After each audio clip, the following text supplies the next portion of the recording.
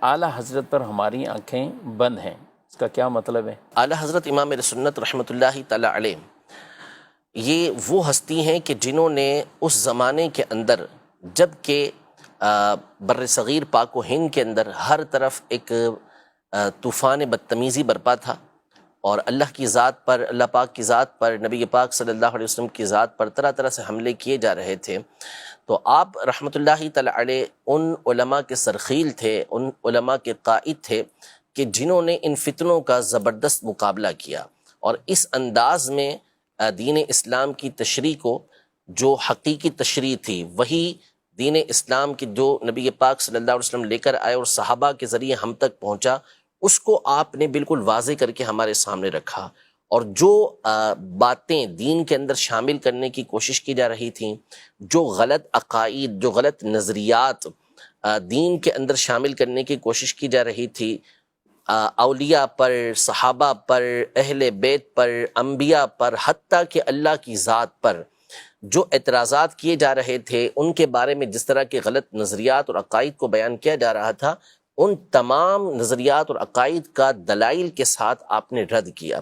تو بالکل واضح طور پر اسلام کی صحیح تصویر کو امام اہل سنت الشاہ امام احمد رضا خان رحمۃ اللہ تعالی علیہ نے ہمارے سامنے پیش کیا۔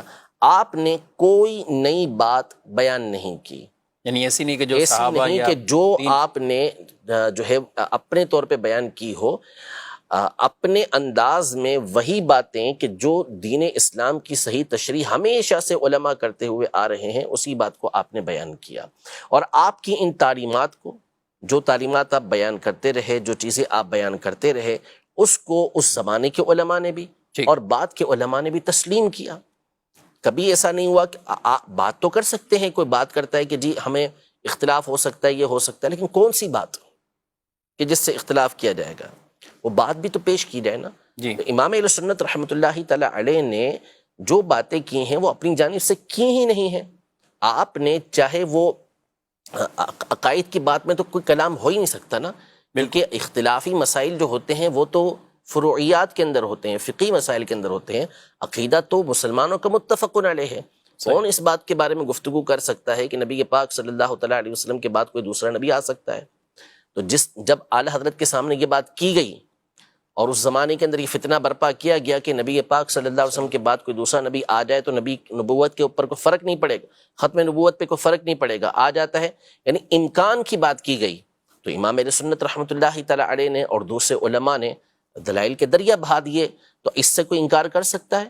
ہرگز نہیں کر سکتا۔ جو ختم نبوت کے حوالے سے یہ گفتگو بھی کرے کہ نبی پاک صلی اللہ علیہ وسلم کے بعد کسی دوسرے نبی کا آنا ممکن ہے، تو پھر اس صورت میں ظاہر ہے کہ مسلمان متفق ہو کر اس کا رد کریں گے، اس کو کفر قرار دیں گے، تو اس میں کیا اختلاف ہو سکتا یعنی یہاں امکان بھی نہیں ہے۔ ہے؟ امکان بھی نہیں۔ اسی طرح اللہ پاک کے لیے جھوٹ کو ماننا، اللہ پاک کی طرف جھوٹ کی نسبت کرنا، تو اب اگر کسی بھی مسلمان کے سامنے یہ بات کی جائے گی تو اس کا رد ہی کرے گا نا، اس کا جواب ہی دے گا، تو اس میں کس کا اختلاف ہو سکتا ہے؟ اسی طرح نعوذ باللہ کوئی شیطان اور ملک الموت کے علم کو نبی پاک صلی اللہ علیہ وسلم کے علم سے بڑھ کر بتائے، تو کون سا مسلمان اور خاص طور پہ کون سا عالم ہوگا جو اس کو کفر قرار نہیں دے گا؟ اس کو کفر ہی قرار دے گا۔ اسی طرح کوئی نبی پاک صلی اللہ علیہ وسلم کے علم غیب کے حوالے سے توہین والی بات کرے اور آپ کے علم کو طرح طرح کی غلط تشبیہات دے، تو پھر اس کے کفر ہونے میں کیا کون کلام کرے گا؟ کوئی کلام نہیں کرے گا۔ تو آپ رحمت اللہ تعالی علیہ نے جو دین کے اوپر باتیں اس طرح کی آ رہی تھیں، اس کی جامع تشریح کر کے ان چیزوں کا رد کیا۔ اسی کو مسلک اعلیٰ حضرت کہتے ہیں۔ عقائد و نظریات جو صحابہ کرام علیہم رضوان کے زمانے سے چلتے ہوئے آ رہے تھے، اس کے اوپر جو حملے کیے جا رہے تھے، اس کا دفاع امام اہل سنت رحمۃ اللہ تعالی علیہ نے فرمایا، اور اس انداز میں فرمایا، وہ دلائل آپ نے پیش کیے کہ اس کے بعد کوئی کلام ہی نہیں ہو سکتا تھا۔ یعنی یہ باتیں جو ابھی میں نے آپ کے سامنے بیان کی، یہ جس نے بھی کہا اس طرح کی باتوں کو، وہ کیا کھل کے اس طرح کی باتیں اب مسلمانوں کے درمیان کر سکتا ہے؟ ہرگز نہیں کر سکتا۔ کیوں؟ اس لیے نہیں کر سکتا کہ علماء نے، بالخصوص امام اہل سنت رحمۃ اللہ تعالی علیہ نے، اس کا اس انداز میں رد کر دیا کہ اب چھاپنے کی بجائے چھپانا ضروری ہو گیا۔ ٹھیک ہے، ورنہ اگر یہ رد نہ کیا جاتا تو چھپانے کی بجائے چھاپا جاتا۔ تو اب آنکھیں بند کیوں نہیں کی جائیں گی کہ جس نے ہمارے ایمان کی، عقیدے کی اس انداز میں حفاظت فرمائی. تو امام اہل سنت رحمۃ اللہ تعالی علیہ کی جو ذات ہے اعلیٰ حضرت رحمۃ اللہ تعالی علیہ، انہوں نے جس انداز میں دین اسلام کی تشریح توضیح اور دلائل کے ساتھ جس انداز میں ان چیزوں کو بیان کیا ہے، پڑھنے والا جب بندہ آپ کی کتابوں کو پڑھے گا، آپ کے رسائل کو پڑھے گا، تو منصف ہوگا، انصاف پسند ہوگا، تو کبھی بھی آپ کی جلالت علمی سے انکار نہیں کرے گا، اور جب پڑھ لے گا تو کہے گا کہ ہاں واقعی ان کی ذات پر آنکھیں بند کر دینی سبحان چاہیے، اللہ. مان لینا چاہیے. مصیبت مسئلہ ہمارے یہاں پر یہ ہے، پرابلم ہمارے یہاں پر یہ ہے، دور ہے سوشل میڈیا کا، جی اور انسان ہمیشہ سے شہرت کا طالب رہا ہے، یا تو دولت کا طالب رہا ہے یا شہرت کا طالب رہا ہے. اور یہ حب جاہ حب مال حب دونوں. جا حب مال یہ ہمارے یہاں پر ہمیشہ رہتا ہے. اور اب ظاہر ہے کہ ذریعہ ہے، بدنام ہو جاؤ تو بھی نام ہو جائے گا، ٹھیک ہے نا، اور کس اچھے طریقے سے کام کر لو تو بھی اگر نام ہو گیا تو ہو گیا، بدنام ہو کر نام جلدی ہو جاتا ہے ہمارے دور کے اندر.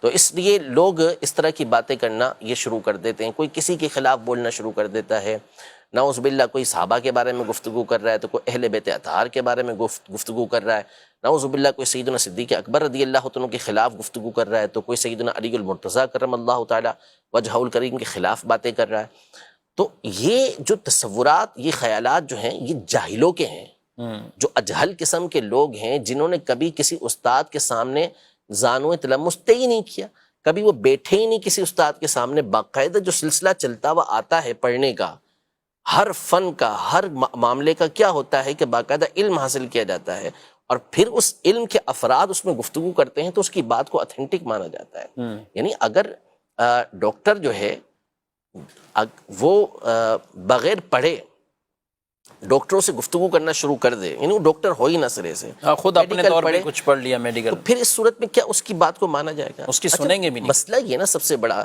کہ آپ کو ڈاکٹری پڑھنی ہے، آپ کس سے پڑھیں گے؟ میڈیکل پڑھنا ہے، میڈیکل میں داخلہ لینا ہے آپ کو، تو آپ کس سے کہاں داخلہ لیں گے؟ جو بھی اسی فن کے اگر بالفرض ہمارے دور کی بات کریں ہم، تو ہمارے دور میں چونکہ مدارس کے اندر عمومی طور پہ دینی تعلیم دی جاتی ہے، صحیح، کوئی بھی ڈاکٹری کی تعلیم حاصل کرنے کے لیے کسی جامعہ میں نہیں جائے گا، ہاں مدرسے میں نہیں جائے گا، ٹھیک ہے، وہ کہاں جائے گا؟ میڈیکل کالج کے اندر جائے گا، ٹھیک ہے. کسی کو انجینئرنگ پڑھنی ہے، وہ میڈیکل کالج میں نہیں جائے گا، وہ انجینئرنگ کالج کے اندر ہی جائے گا، وہاں جا کے وہ تعلیم حاصل کرے گا. فزکس پڑھنا ہے، فزکس کے استاد سے پڑھے گا، ٹھیک ہے، وہ اس کو بایولوجی کے استاد سے نہیں پڑھے گا. میتھ پڑھنا ہے، میتھ کے استاد سے پڑھے گا. تو ہر چیز، اگر مثال کے طور پہ آپ کا بیٹا جو ہے وہ کہتا ہے کہ ابو مجھے جو ہے وہ انگلش پڑھنی ہے، تو آپ اسے سب سے بڑے اردو دان کے پاس بھیج دیں کہ بھائی اس سے جا کے انگلش پڑھ لو، بھلے اس کو انگلش نہیں آتی. ظاہر نہیں ہوگا نا، ظاہر سی بات ہے. آپ کو اردو میں بہترین جو ہے وہ ادب سیکھنا، اردو کا ادب، آپ اس کو جو ہے وہ کسی انگریز کے پاس بھیج دیں کہ اس سے جا کے اردو ادب سیکھ لو، تو کیسے ہوگا؟ تو اسی طرح جو دین ہے وہ دین کس سے سیکھا جائے گا؟ صحیح، دین کا علم بھی آپ اسی سے حاصل کریں گے نا کہ جو اس کا ایکسپرٹ ہو، جس نے اس کی تعلیم حاصل کی ہو. اب جس کو الف سے بے دین کی آتی نہیں، جس کو عربی عبارت تک پڑھنا آتی نہیں، وہ کہ میں قرآن و حدیث کو خود سمجھ سکتا ہوں، کتنا بڑا ظلم ہے.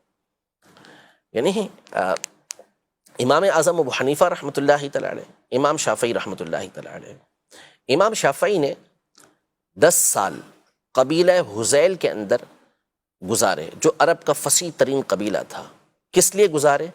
تاکہ عربی زبان کے اندر ایسی خود عربی ہیں، ایسی مہارت حاصل کر لیں کہ قرآن و حدیث کو صحیح طریقے سے سمجھ سکیں، جو اس کے معانی اور مفاہیم اس کو صحیح طریقے سے سمجھ سکیں.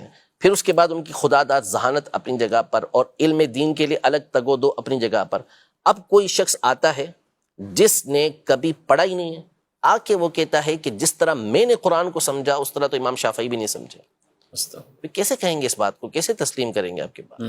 یعنی آپ بڑے بڑے جو فلاسفر ہیں ان کے مقابلے میں آپ ہماری بات کو تسلیم نہیں کریں گے. اگر ہم کوئی حکمت والی بات کہیں تو نہیں، اس کی بات معتبر ہے زیادہ.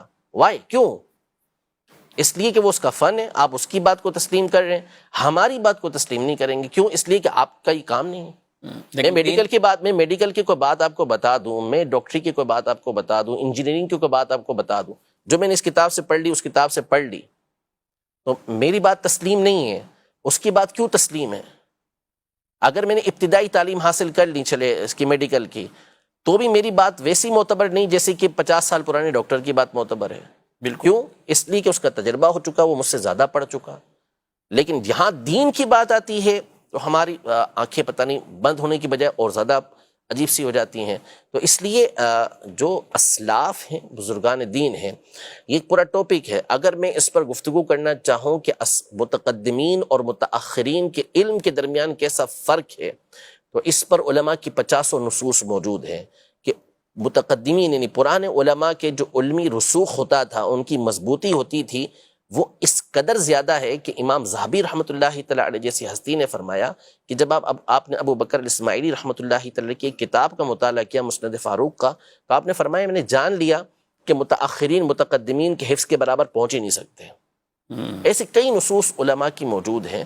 تو اس لیے ہمیشہ اپنے بزرگوں کا دامن تھام کے رکھیں، اسلاف کا دامن تھام کے رکھیں. ہمیں کہا گیا اہدنا الصراط المستقیم، ہمیں سیدھے راستے پر چلا. صراط الذین انعمت علیہم، راستہ ان کا جس پر تو نے انعام کیا، اور وہ انبیاء، شہداء، صدیقین، صالحین، نیک لوگ ہیں، پارسا لوگ ہیں. ہمیشہ اس کے راستے کو اختیار کریں. فرمایا وَمَن يَتَّبِعْ غَيْرَ سَبِيلِ الْمُؤْمِنِينَ نُوَلِّهِ مَا تَوَلَّى وَنُصْلِهِ جَهَنَّمَ، کہ جو مسلمانوں کے راستے کے علاوہ کوئی اور راستہ اختیار کرے گا، ہم اس کو اسی طرف پھیر دیں گے اور اس کو جہنم کے اندر داخل کر دیں گے. تو مسلمانوں کا راستہ کون سا ہے؟ وہ یہی راستہ ہے کہ جس کے اوپر اہل سنت چل رہے ہیں، جس پر ائمہ اربعہ کے مقلدین چل رہے ہیں. وہ راستہ نہیں ہے کہ جس پر جہلا چل رہے ہوں، وہ راستہ نہیں ہے کہ جس کے اندر بزرگوں کی توہین ہو رہی ہو، وہ راستہ نہیں ہے کہ جس میں صحابہ و اہل بیت کو جو ہے وہ 2 ٹکے کا نعوذ باللہ قرار دیا جا رہا ہو، جس میں جو ہے وہ نبی پاک صلی اللہ تعالیٰ علیہ وآلہ وسلم کی ذات کے حوالے سے گفتگو کی جا رہی ہو. یہ کون سا راستہ ہے؟ یہ بزرگوں کا راستہ کب سے بن گیا؟ ہرگز ایسا نہیں ہے. تو ہمیشہ اسلاف کے بزرگوں کے دامن کو مضبوطی کے ساتھ تھام کے رکھیں.